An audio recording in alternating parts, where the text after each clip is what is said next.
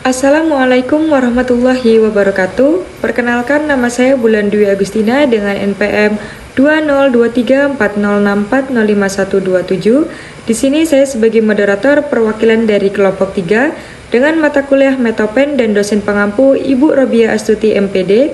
Dengan anggota kelompok yang pertama ada Alifa Sabrina Putri dengan NPM 101, yang kedua ada Fadila Cikal Pratiwi dengan NPM 114, yang ketiga ada saya sendiri yaitu Bulan Dwi Agustina dengan NPM 127, dan yang terakhir ada Hasna Hamidah dengan NPM 209. Pembahasan pertama yaitu tentang landasan teori.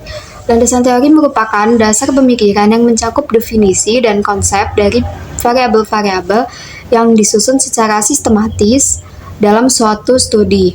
Teori berperan sebagai fondasi penting dalam penelitian agar memiliki relevansi. Selain itu, teori juga menjadi dasar dalam penyusunan hipotesis sebagai jawaban sementara terhadap permasalahan yang akan diteliti.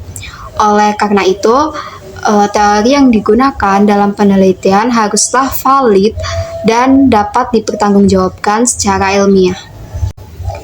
Menurut Sugiono, ada beberapa tahapan yang perlu dilakukan dalam menyusun landasan teori, yaitu yang pertama, menentukan nama-nama variabel yang akan diteliti beserta jumlahnya.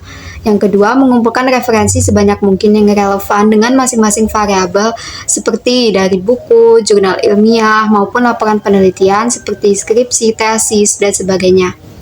Yang ketiga, menelusuri daftar isi dari setiap buku untuk menemukan bagian yang berkaitan langsung dengan variabel yang diteliti. Untuk laporan penelitian, perlu diperhatikan judulnya, terus rumusan masalah, teori yang digunakan, lokasi subjek penelitian, sumber data, teknik pengumpulan data, metode analisis, serta kesimpulan dan saran yang diberikan. Yang keempat, menemukan dan membandingkan definisi setiap variabel dari berbagai sumber. Lalu, pilih definisi yang paling sesuai dengan konteks penelitian yang akan kita lakukan. Yang kelima, membaca secara menyeluruh bagian yang relevan dengan variabel, kemudian analisis, renungkan, dan rumuskan kembali isi bacaan tersebut dengan bahasa sendiri. Setiap sumber yang dijadikan acuan harus dicantumkan secara jelas sebagai bagian dari landasan teori. Baik, selanjutnya di sini saya akan menjelaskan tentang kerangka pikir dari Sugiono 2010 mencoba menjelaskan tentang kerangka pikir dengan mengutip dari Uma Skaras 1992 dengan menuliskan bahwa kerangka pikir merupakan model konseptual tentang bagaimana teori berhubungan dengan berbagai faktor yang telah diidentifikasi sebagai masalah yang penting. Penyusunan kerangka teori berperan penting dalam membantu peneliti merumuskan pertanyaan penelitian. Kerangka pikir adalah penjelasan sementara terhadap suatu gejala yang menjadi objek permasalahan yang akan kita hadapi. Kerangka pikir ini disusun dengan berdasarkan pada tinjauan pustaka dan hasil penelitian yang relevan atau terkait. Kerangka pikir ini merupakan suatu argumentasi kita dalam menggunakan logika deduktif untuk penelitian kuantitatif, dengan memakai pengetahuan ilmiah sebagai premisi-premisi dasarnya. Baik, yang selanjutnya saya akan menjelaskan tentang cara menyusun kerangka pikir. Di sini cara menyusun kerangka pikir itu ada 4. Yang pertama itu menganalisis teori-teori ilmiah sebagai dasar argumentasi. Jadi sebelum memulai menyusun kerangka pikir, kita harus menguasai teori-teori ilmiah sebagai dasar argumentasi. Yang kedua itu ada menganalisis variabel-variabel yang terkait dalam permasalahan. Yang ketiga itu ada membahasakan sendiri hasil pemahaman dan analisis landasan teori. Jadi kita bisa menggunakan bahasa sendiri dari hasil pemahaman dan analisis landasan teori. Yang terakhir atau yang keempat itu ada mendapat menggunakan bahasa asosiatif seperti semakin yang ini begini maka yang itu semakin begitu.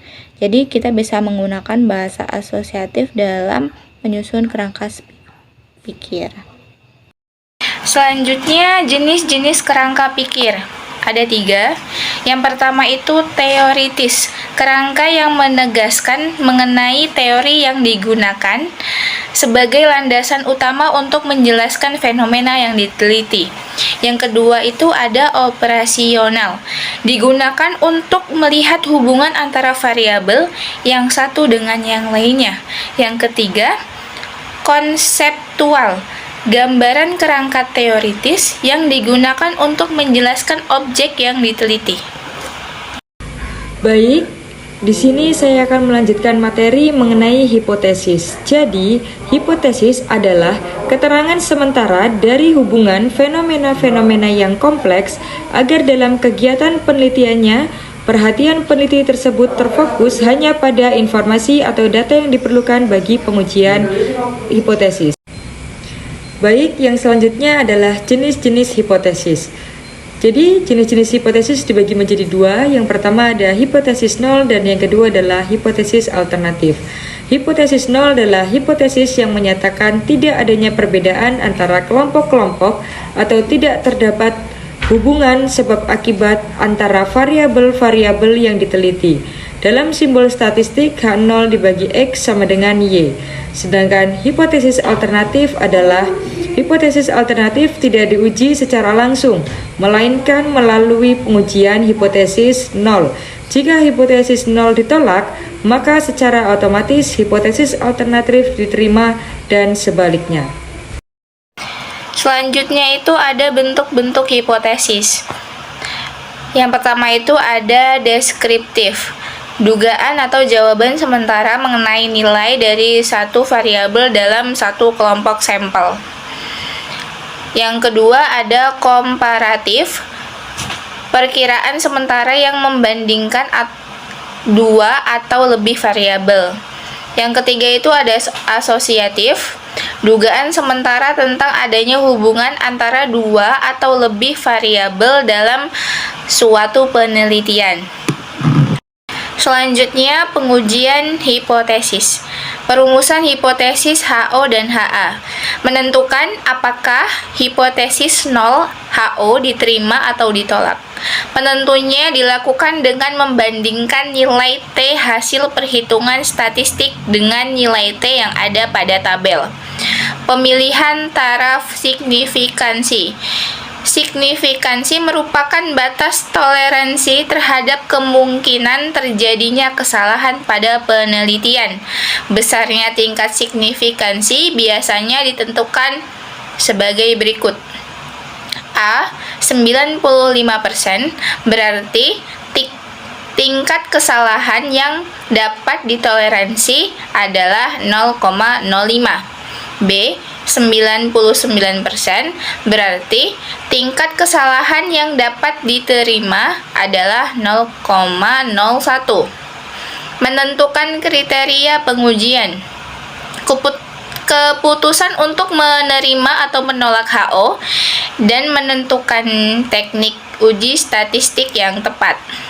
Penarikan kesimpulan. A. Bandingkan nilai T hasil perhitungan atau T hitung dengan nilai T yang ada pada tabel atau T tabel. Jika T hitung lebih besar dari T tabel, maka HO ditolak dan HA diterima. Sebaliknya, jika T hitung lebih kecil dari T tabel, maka HO diterima dan HA ditolak.